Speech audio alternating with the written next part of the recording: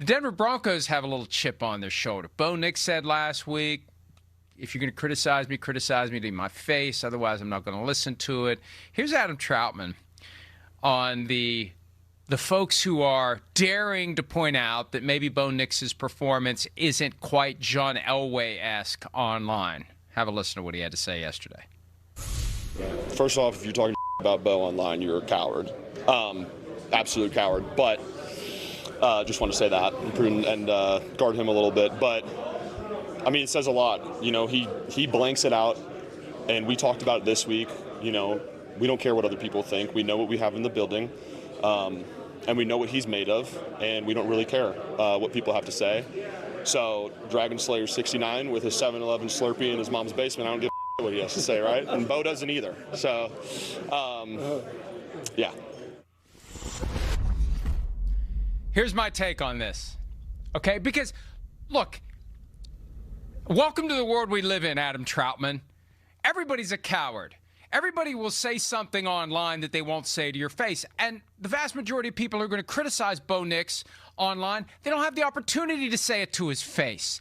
It's not like somebody's running home from school who didn't say that thing to the kid on the playground, but is going to say it online. So there's something that's just kind of inherently goofy about this entire exercise. I guarantee you this is where it all comes from. This is Sean Payton's way of addressing the fact and downplaying the reality that Bo Nix isn't John Elway. And when you look at it statistically, he's not John Elway. Right now, he is sixth from the bottom in qualifying leaders in passer rating. He is behind Spencer Rattler in passer rating. He is behind Tua Tagovailoa in passer rating. He is behind Justin Fields in passer rating. That's where he currently is. I just got to make sure that I haven't lost my mind here. Is that right?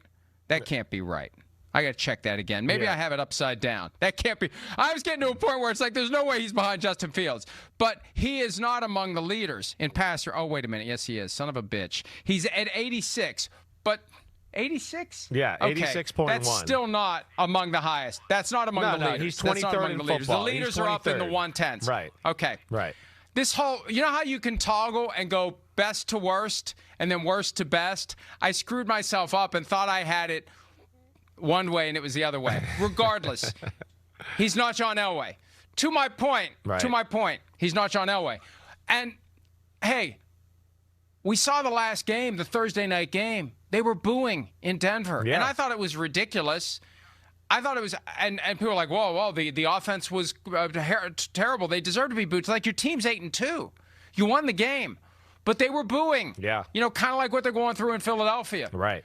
And so I feel like this is the concocted, manufactured way to create a narrative and maybe get the fans behind Bo Nix. I really do think that this is one of those Sean Payton specials that he's been preaching to the guys. And Dragon Slayer 69 is something that I guarantee you Sean Payton said in the meeting room. Adam Trautman didn't come up with that.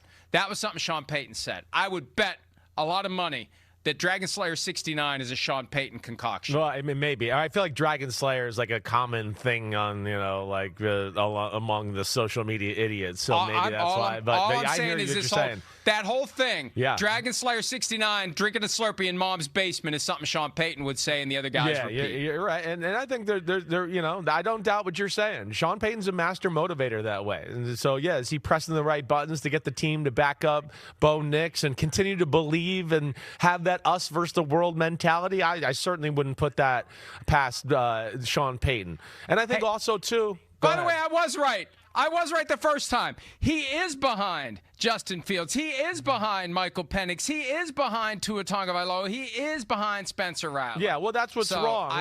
That's what's wrong mind. with the whole system because, like, Justin Fields cannot throw a ball that's competitive the whole game and throw one screen and the guy runs for a touchdown and we go, look, that's not a bad day, right? So that just tells you what's wrong with the formula, right? And I mean, that's what Justin Fields did last week with a 54-yard passing game and 42 of them were on a screen pass.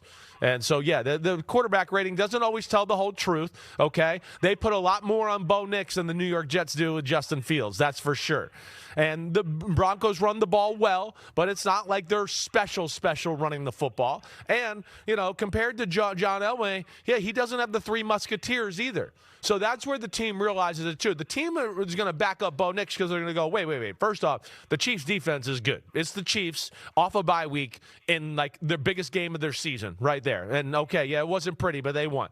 The Raiders' defense, as you've heard me say before, it's a good defense. It's way better than people realize. It's just their offense stinks, and eventually the defense breaks as well. The Texans the week before that, do I need to say anymore? The Texans are probably the best defense in football.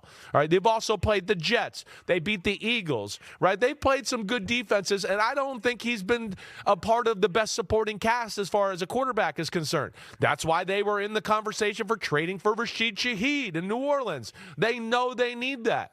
But nonetheless, it doesn't matter. They're going to back up the quarterback because they know he doesn't blink. He takes the criticism, and he's clutch in the big moments of the football game. And that's what's amazing. You want to be the man, you got to beat the man. They are the man right now because they've taken kind of the mantra of the Chiefs of we're going to win the game late when it's a coin toss type of football game. We're going to find that way.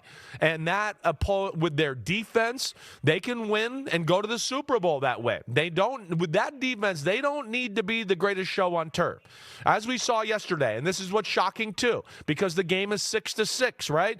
It's Kansas City's driving, and you're going, okay, Kansas City's getting a little momentum here. Watch out. This is going to be big. And Mahomes throws an interception in the biggest moment of the year for them right there. Something we're not used to seeing maybe that clutchest quarterback in the history of football do.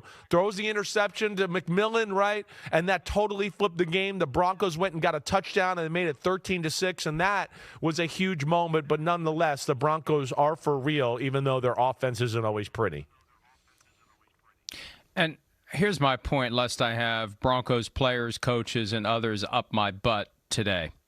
I'm not criticizing Bo Nix. I was questioning all the people who were booing him. All I'm saying is this, to me, is a concocted, fabricated PR play to push back against anyone who dares to criticize him. And it is kind of weird because you're a coward for criticizing him online. Again, you don't have a chance to criticize him to his face. There's just something about it that rings odd to me, and it feels like they wanted to come up with a way to organically get the locker room behind Bo Nix. The team is 9-2.